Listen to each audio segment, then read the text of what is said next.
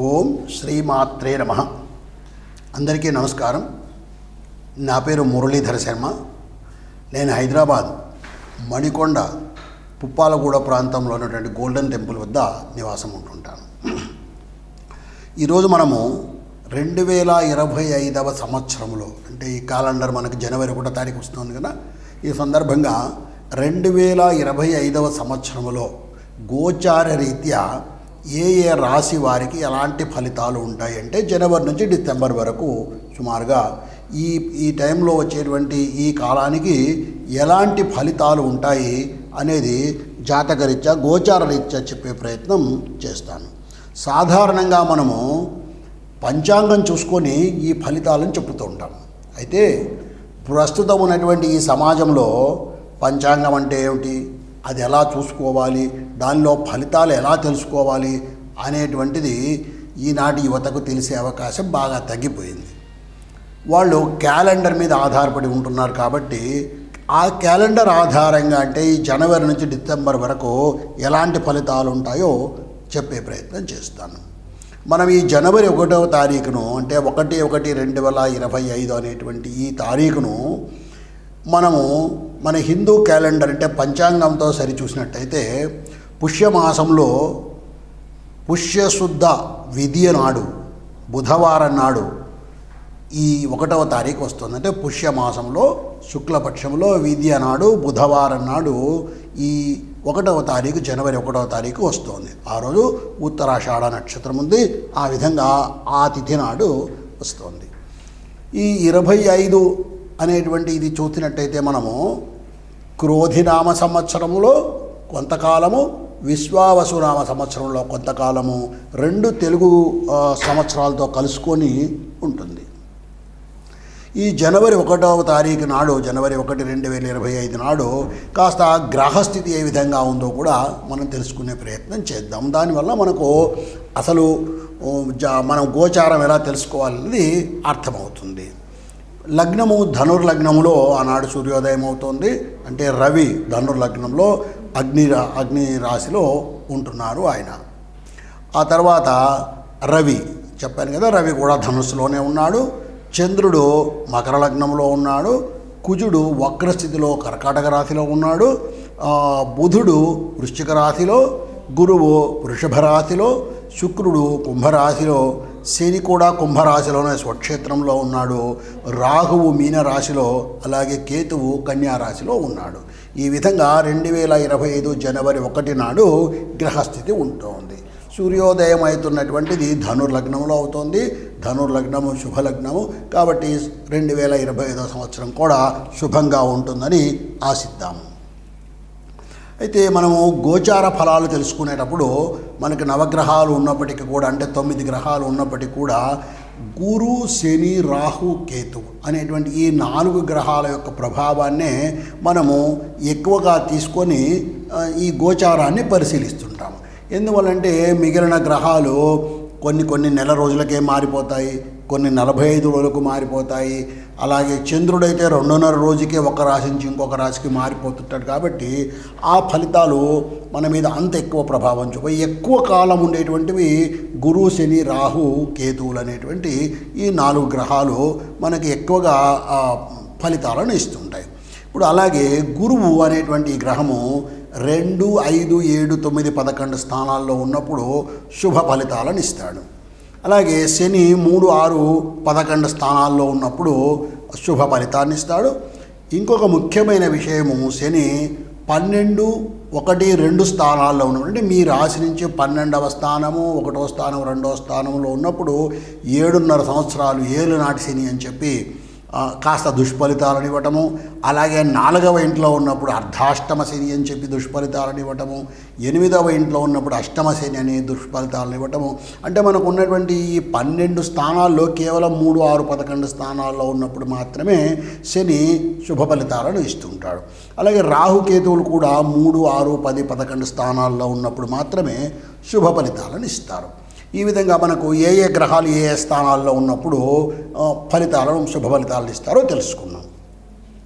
అలాగే ఇప్పుడు ఈ గురువు శని రాహు కేతు అనేటువంటి వాటిలో వేటిని ప్రభావం చేస్తారో మన జీవితంలో అన్నది తెలుసుకుంటే, గురువు చదువు, ధనము, జ్ఞానము, వివాహము, భక్తి, సంపద, సంతానము ఇలాంటి వాటిని గురువు ప్రభావితం చేస్తాడు. అలాగే శని న్యాయము, అన్యాయము, పనిచేసే లక్షణము, మానసికమైనటువంటి ఒత్తిడి, కర్మఫలము, ఆరోగ్యము, ఆయుష్ అనేటువంటి వాటిని శని ప్రభావం చేస్తాడు. ఇక రాహును మనం పరిశీలించినట్టయితే మనకు భ్రమలు కల్పించడము, మానసికమైనటువంటి ఒత్తిడిని కల్పించడము, ఇలాంటివి మన ఆరోగ్యాల మీద, ప్రత్యేకించి మానసిక ఆరోగ్యం మీద ఎక్కువ ప్రభావాన్ని రాహువు చేస్తుంటాడు.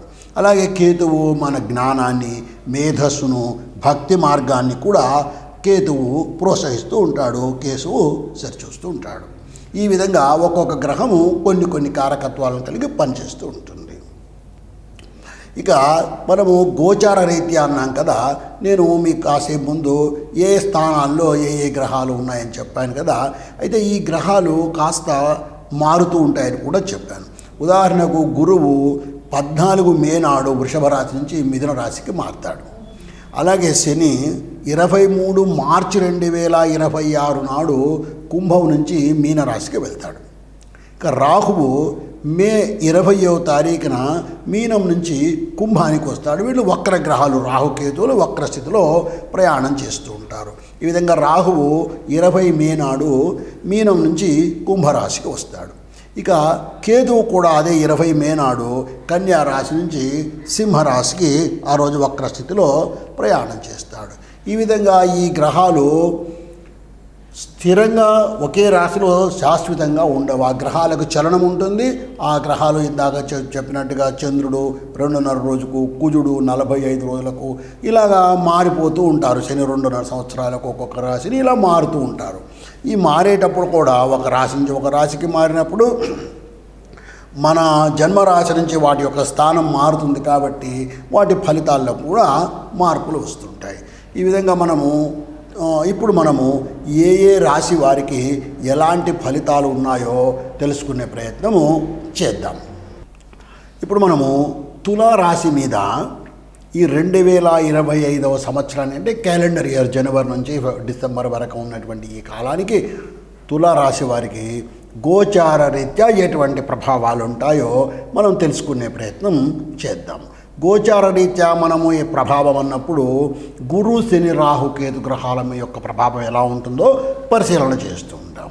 అంటే మిగిలిన గ్రహాలు తక్కువ కాలం ఒక్కొక్క రాశిలో ఉంటూ ఉంటాయి కాబట్టి వాటి యొక్క ప్రభావం మన మీద అంత తీవ్రంగా ఉండదు.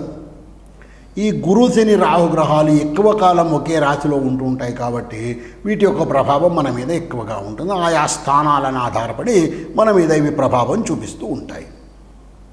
ఇప్పుడు తులారాశి వారికి మనము గ్రహించినట్టయితే వృషభ రాశిలో గురువు ఉన్నాడు కాబట్టి అష్టమ స్థానంలో ఉన్నాడు. గురువు శుభగ్రహమైన అష్టమ స్థానంలో అంత ఎక్కువగా ఫలితాలను ఇచ్చేటువంటి గ్రహం కాదు కాబట్టి అలా అని చెప్పి ఆ అశుభమైనటువంటి ఫలితాలు, ఇబ్బందులు కల్పించేటువంటి ఫలితాలు ఇవ్వడు కాబట్టి సాధారణంగా ఉండేటువంటి అవకాశం ఉంది ఈ వృషభ రాశిలో గురువు ఉన్నందువల్ల. అటువంటి గురువు 14 మే 2025 నాడు వృషభ రాశి నుంచి మిథున రాశి కంటే 9వ ఇంటికి వస్తూ ఉన్నాడు. ఇది చాలా మంచి సమయం. నిజంగా 9వ ఇంటికి రావడం వలన ఈ గురువు యొక్క ప్రభావం వల్ల ప్రత్యేకించి విద్యార్థులు ఎవరైనా ఈ తులారాశి వాళ్ళు ఉన్నట్టయితే వాళ్లకు విదేశీయానం కూడా జరిగి అక్కడ విద్యాభ్యాసం చేసేటువంటి అవకాశం కూడా ఎక్కువగా కనబడుతుంది. ఇది విద్యార్థులకు మంచి సమయం ఈ గురువు యొక్క ప్రభావం వలన అని మనం చెప్పుకోక తప్పదు. ఆ తర్వాత మనం శనిని పరిశీలించినట్టయితే ఈ తులారాశి వారికి శని కుంభంలో ఉన్నటువంటి శని పంచమ స్థానంలో ఉన్నాడు.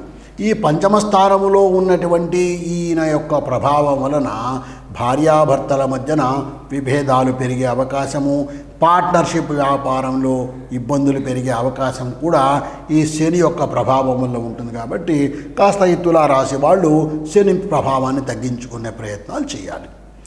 అటువంటి శని 29 మార్చి 2025 నాడు 5వ ఇంటి నుంచి 6వ ఇంటికి వస్తున్నాడు మీనరాశికి. 6వ ఇల్లు అన్నది శత్రు రోగ రుణ స్థానము, ఆరోగ్య స్థానం. అటువంటి శత్రురోగ రుణ స్థానం ఆరోగ్య స్థానమైనటువంటి మీన రాశిలోకి ఈ శని రావడం వల్ల కాస్త ఆరోగ్య విషయాల మీద ప్రభావం చూపటము, ఆర్థిక విషయాల మీద కూడా ప్రభావం చూపటము, అనవసరమైనటువంటి కలహాలను సృష్టించడము లాంటివి జరిగే అవకాశము ఎక్కువగా ఉంటుంది. కాబట్టి ఈ తులారాశి వాళ్ళు ఈ శని యొక్క ప్రభావాన్ని గురించి కాస్త జాగ్రత్తలు తీసుకోవాలి. ఎలాంటి జాగ్రత్తలు తీసుకోవాలి అంటే శని యొక్క ప్రార్థన చేయటము, శనివారం నాడు శివాలయానికి వెళ్ళి శివుడిని దర్శనం చేసుకోవటము, శమీ వృక్షానికి ప్రదక్షిణాలు చేయటము, ఇలాంటివి చేయడం వల్ల, అలాగే అమ్మవారి పూజ చేయటము, ఇలాంటివి చేయటం వల్ల కాస్త శని యొక్క ప్రభావాన్ని తగ్గించుకునే అవకాశం ఉంటుంది. ఇక మరొక ముఖ్యమైనటువంటి గ్రహం మనకు గోచారంలో రాహువు.